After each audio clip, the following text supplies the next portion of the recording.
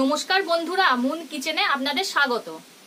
আজকে আপনাদের রান্না করে দেখাবো মুরগির মাংসের দো পেঁয়াজা। এখানে 1 কেজি মুরগির মাংস নিয়েছি ছোট ছোট টুকরে কেটে।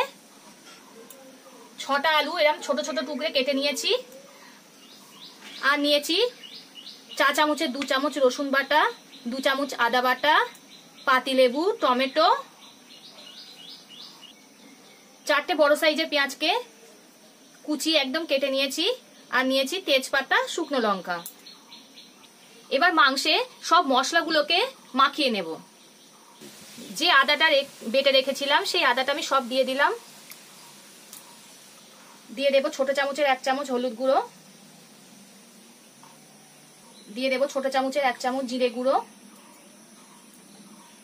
1 চামচ ধনিয়া গুঁড়ো, দিয়ে দেব ছোট চামচের 1 চামচ কাশ্মীরি লঙ্কা গুঁড়ো, দিয়ে দেব আধখানা পাতিলেবুর রস। আপনারা চাইলে এখানে ভিনিগারও ব্যবহার করতে পারেন।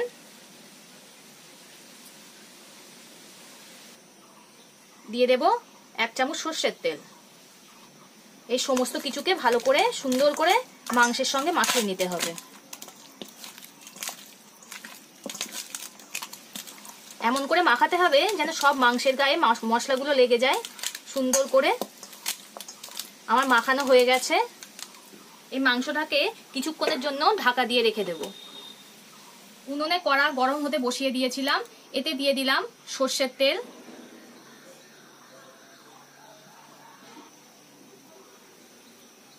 তেলটা আমার গরম হয়ে গেছে। এতে কেটে রাখা আলুগুলো ভাজার জন্য দিয়ে দেব। আলুগুলোকে সুন্দর করে লাল লাল করে ভেজে নেব।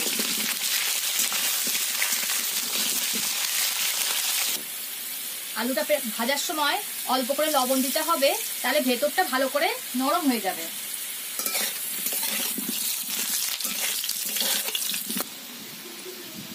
আলুটা আমার ভাজা হয়ে গেছে। এবার আমি আলুগুলোকে একটা পাত্রে তুলে নেব।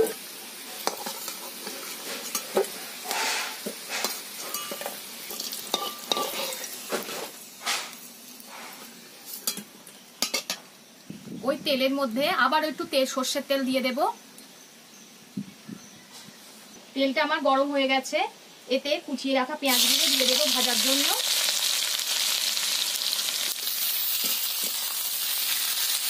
পেঁয়াজগুলো লাল লাল করে ভেজে নিতে হবে। পেঁয়াজটা দেখুন আমার ভাজা ভাজা হয়ে গেছে। এই পেঁয়াজের থেকে খানিকটা পেঁয়াজ আমি তুলে রাখবো।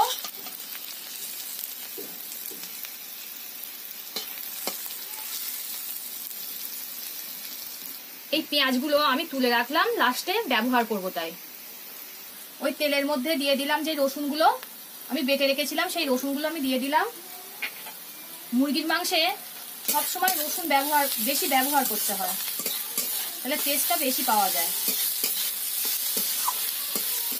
রসুনের কাঁচা গন্ধটা চলে গেলে এতে দিয়ে দিতে হবে কেটে রাখা টমেটো।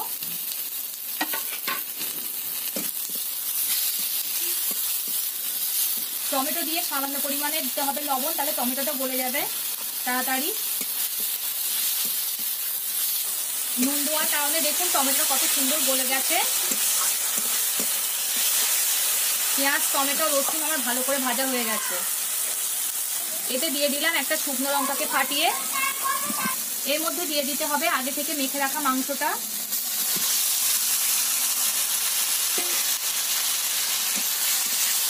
দিয়ে ভালো করে কষিয়ে নিতে হবে। আমি মাংসে আগে নুন দেইনি। নুন দিলে মাংস থেকে জল কাটতো। আমি নুনটা লাস্টে ব্যবহার করব, তাহলে মাংসটা ভালো করে কষানো যাবে। মাংসটা কষানোর পরে ভালো করে নাড়ার পরে ঢাকা দিতে হবে। ঢাকা দিয়ে দিয়ে মাংস রান্না করলে সেটা খেতে আরো টেস্টি হবে।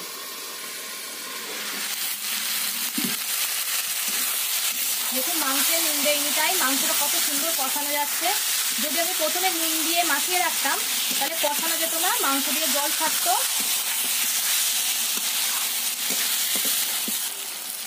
মাংস দিয়ে দেখুন কত সুন্দর তেল ছাড়ছে।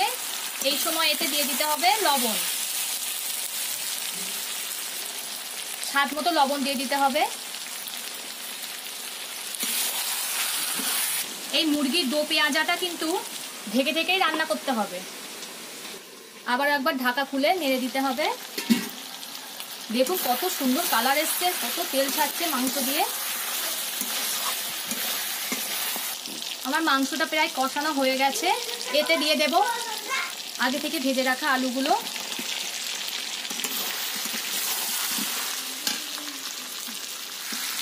আলু আপনারা চাইলে নাও দিতে পারেন, আমাদের মাংসে একটু আলু খেতে ভালো লাগে তাই আমরা একটু মাংসে আলু দিলাম।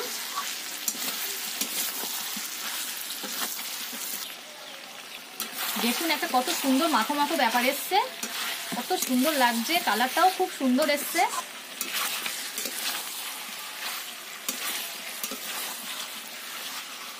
এই মাংসের দো পেঁয়াজাটা দেখতে যেমন সুন্দর, খেতেও দুর্দান্ত স্বাদের হয়। মাংসটা আমার কষানো হয়ে গেছে, এবার এতে পরিমাণ মতো জল দিয়ে দেব।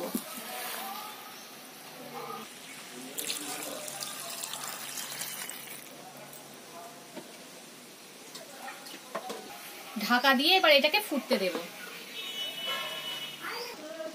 আমার এটা হয়ে গেছে, এবার আমি এটা নামিয়ে নেব। দেখুন আলুগুলো কত সুন্দর গলে গেছে, দেখতেও দেখুন কত সুন্দর লাগছে। নামানোর আগে যে পেঁয়াজটা আমি ভেজে রেখেছিলাম সেই পেঁয়াজটা দিয়ে দেব এই মাংসের মধ্যে।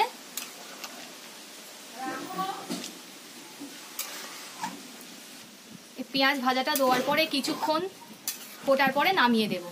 আমি এবার চিকেনের দো পেঁয়াজাকে নামিয়ে নিচ্ছি। দেখুন কত সুন্দর লাগছে দেখতে। আপনারা রুটি, ভাত কিংবা লুচি দিয়ে এই চিকেন দো পেঁয়াজা খেতে পারেন, অসাধারণ স্বাদের হয় খেতে।